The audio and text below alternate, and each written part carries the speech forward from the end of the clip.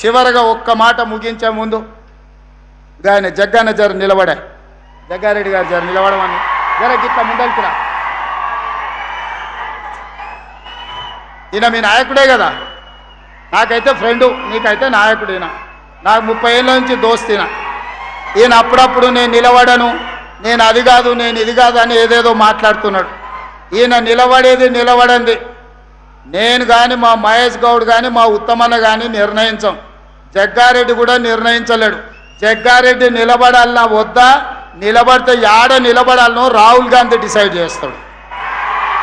Rahul Gandhi decide చేస్తాడు. నేను కార్యకర్తలకు చెప్పదలుచుకున్నా, ఇంకోసారి జగ్గారెడ్డి నేను నిలబడతలేను, అది లేదు ఇది లేదంటే వారం రోజులు రూమ్లు వేసి బంద్ పెట్టి అన్నం పెట్టకూరి. నిలబడింది నిలబడితే నిలబడేది ఆయన చేతిలో లేదు. అది రాహుల్ గాంధీ గారు నిర్ణయిస్తాడు. ఆయన రాముడైతే ఈయన హనుమంతుడు, మీకు తెలుసు కదా. రాముడు ఆజ్ఞ హనుమంతుడు, గీత కూడా దాటాడు, చిన్న లైన్ కూడా దాటాడు. కాబట్టి మీరు అదృష్టవంతులు, ఒక రకంగా దురదృష్టవంతులు. జగ్గన్న గెలుచుంటే ఇవాళ ముఖ్యమైన పాత్రలో ప్రభుత్వంలో ఉండేటోడు. మీ దురదృష్టం అది. కానీ మీ అదృష్టం ఏంటంటే ఓడిపోయినా మీ ఎంబడే పిచ్చోన్లాగా మీతోనే తిరుగుతున్నాడా. నేను 100 సార్లు లేపిన, సిగ్గులేనాడరా పట్నంలో జరిసేపు నా ఎంబడా నుండి ఏం దాచిపెట్టిన లడ్డు సంగారెడ్డిలో అంటే తెల్లారగట్ల మళ్ళీ మీ దగ్గరికి వస్తాడు. జరిసేపు మా దగ్గర ఉంటాడు, మళ్ళీ ఎంబడే వచ్చి మీ దగ్గర ఉంటాడు. ఇంత మంచోడు. మీరు 100 కోట్లు ఇచ్చినా మీకు నాయకుడు దొరకడు, 1000 కోట్లు ఇచ్చినా, వజ్రాలు ఇచ్చినా దొరకడు. ఆయన మీ మీద చూపించే ప్రేమ ఎనలేనిది.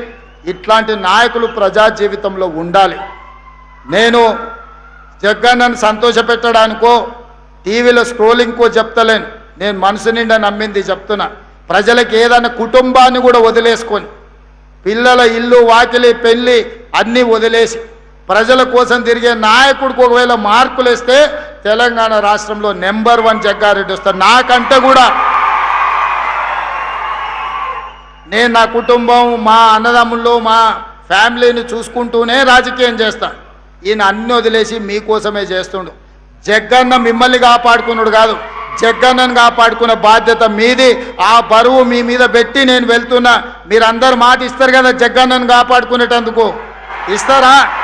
ఇస్తారన్నోళ్ళు అందరు చేయి పైకెత్తూరి. అందరూ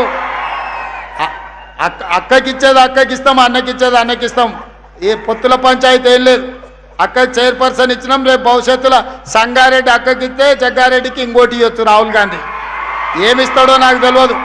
బోసరాజు గారికి కర్ణాటకలో ఏమి లేకుంటేనే మంత్రిని చేసి తర్వాత ఎమ్మెల్సీని చేసిండు రాహుల్ గాంధీ కర్ణాటకలో. ఇక్కడ కూడా ఏం జరుగుతుందో నాకు తెలియదు. కానీ జగ్గారెడ్డి ప్రజా జీవితంలో ఉండాలి. ప్రజల మేలు కోరుకునే నాయకుడు ఎప్పుడు ప్రజా జీవితంలో ఉంటే అది మనకు గౌరవం, గుర్తింపు, మీ ప్రాంతానికి కూడా మర్యాద. ఇవాళ అదే జగ్గారెడ్డి గెలుచుంటే మీ ప్రాంతానికి ఎంతో మేలు జరుగుండే. అయినా మీ మధ్యలోనే ఉంటున్న జగ్గారెడ్డికి మీరు అండగా నిలబడండి అని ఒక సోదరుడుగా, కాంగ్రెస్ పార్టీ కార్యకర్తగా మీకు విజ్ఞప్తి చేస్తున్నా. ఇలాంటి వాళ్ళు ప్రజా జీవితంలో ఉండాలి, 10 మందికి ఆదర్శంగా ఉండాలని కోరుకుంటూ మీ అందరి దగ్గర సెలవు తీసుకుంటున్న. ధన్యవాదాలు మిత్రులారా.